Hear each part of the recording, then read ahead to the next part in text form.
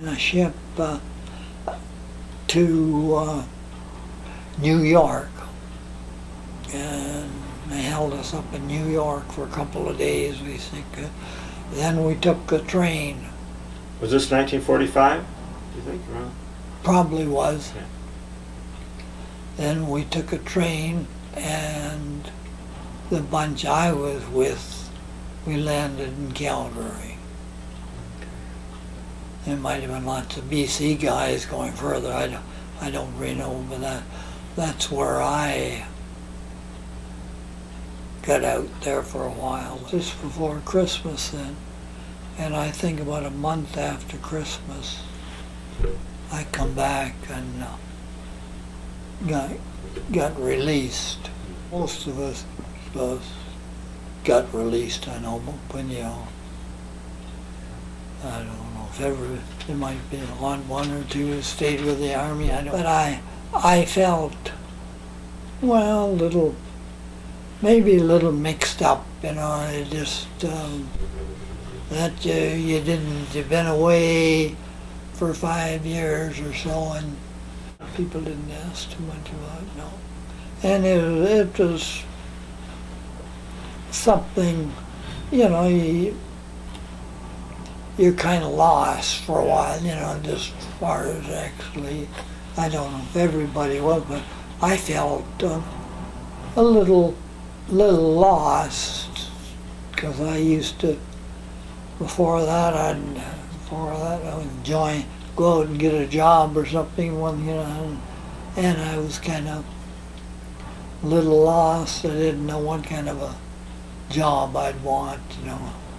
I learned I could not drink liquor, because before I ever went overseas, I was in Winnipeg there, and one day, I think it was on a Friday, and these boys, two of these other young fellows, said, "Fred, let's go out and have a party tonight, drink, you know."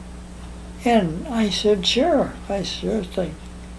I went out with them, and I had about 2 drinks, and I was terrible sick. And I stayed with them all evening. I was throwing up and just fighting myself, you know, and I went home that night, and I was throwing up. I threw up all night, and all the next day, and I was still throwing up Monday morning. And the sergeant, I was in the parade, and he said, "Take this man and lock him up." I was throwing up, you know, probably over everybody, I don't know.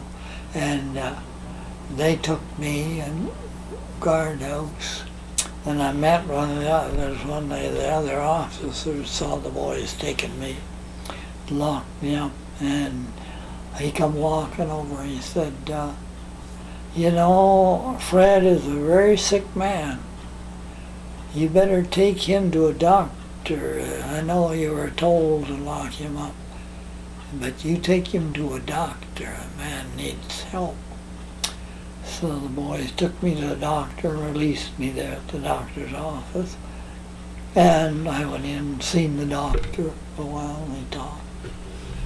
And he asked me how long I'd been sick, and I had told him it was Friday, and it was Monday, and I was still throwing up just as much as ever. And he said, "Fred," he said, "Do you like drinking?" I said, "I've never drank." "Well," he said, "I'm going to give you a little advice. Don't, under any condition, I don't care how good of friends they are, who they are, don't you ever go drinking with a party again. Never. Because if you do, you won't live many days." And that's absolutely finally said. I know I've seen too much of it. So after that I never drank, well, maybe a glass of wine. I never, because I knew that, and when I come back here, like Lloyd was selling, when he got selling real estate, and they used to drink a little. And the doctor told him, a younger brother told him, not to drink, because it might be the end. So this one time they'd made a big sale, and they brought a couple bottles of whiskey, and Lloyd went drinking with them. And the next morning Lloyd went to the hospital, and I went up to see him and asked him, I said, I'll be okay in a few days, Fred. And his daughter, a young daughter, I know she was 14 or 15, she was there. She said, I was talking to the doctor, and he tells me that Lloyd will not come out of this. I said, is that right? Yeah, she said, that's right. And in 10 days after that, they buried Lloyd. It's funny, some people can't give it up. Poison to them. Well, thank you very much, Uncle Fred. That was great. Okay, Is anything else you want to say about it, or? No, I don't think so. Okay. Yeah, I appreciate you taking the time.